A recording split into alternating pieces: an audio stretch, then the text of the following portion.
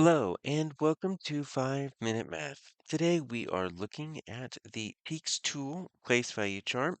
We are working with place value relationships with a problem related to TEKS 4.2a, and we will solve it in 5 minutes or less. If you haven't done so already, please go ahead and take a moment to pause the video, work this problem out on your own, unpause it, and we will look at our answers together. So we've got this number here, 44,400. That's how many cans a school collected for a food drive. And we need to simply find a statement about this that is true. And then all of our statements are going to be written in words. So what we could do is we can visualize this number by using a place value chart. And so you see there are 5 digits, right? So I'm going to draw it like this. I'm going to put 4 lines there. And that's going to separate my place value chart into 5 different spots. What I want to do is I just want to recreate my number and I want to put my values down here underneath. So there's a few different ways that we can build it. One way would be following the pattern ones, tens, hundreds. So I'll put OTH and then ones and then tens.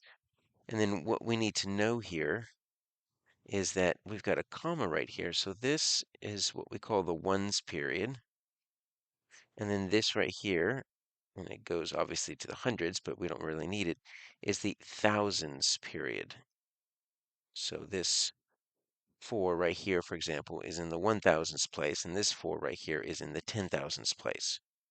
So let's take a look at our number. We've got 4 10,000ths, 4 1,000ths, 4 hundreds, and then that's it.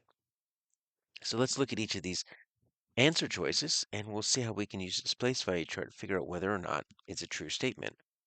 So the value of the digit in the hundreds place.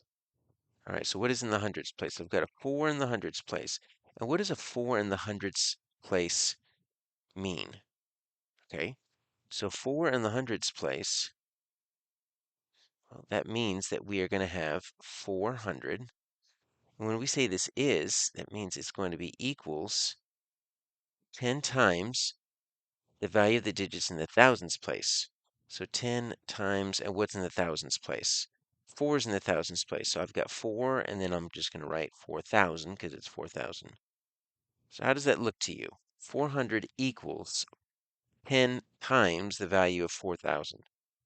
Now, if you could flip those two, you'd be good, right? You would need to flip those, but that's not going to work. So the value of the digit in the 10,000ths place, okay, so I've got my 10,000ths place right there. So that's going to be 40,000 is, it means equals 10 times the value of the digit in the thousands place. Okay, so I've got a 4 in the thousands place. How does that look? Well, that looks a little bit better. Remember our pattern of multiplying by 10 or 100, right? We just add zeros.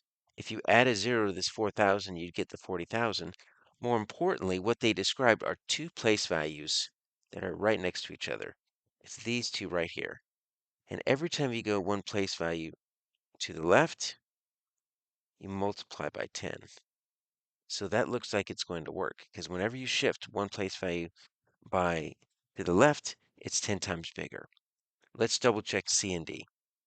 The value of the digit in the tens place, 0, is 10 times the value of the digit in the hundreds place. No, that's not going to make any sense. There's a 4 in the hundreds place. 0 is not 10 times that. All right, so that doesn't work. And then let's check our D. The value of the digit in the thousands place. All right, so that's going to be, thousands place is 4, so that's going to be 4,000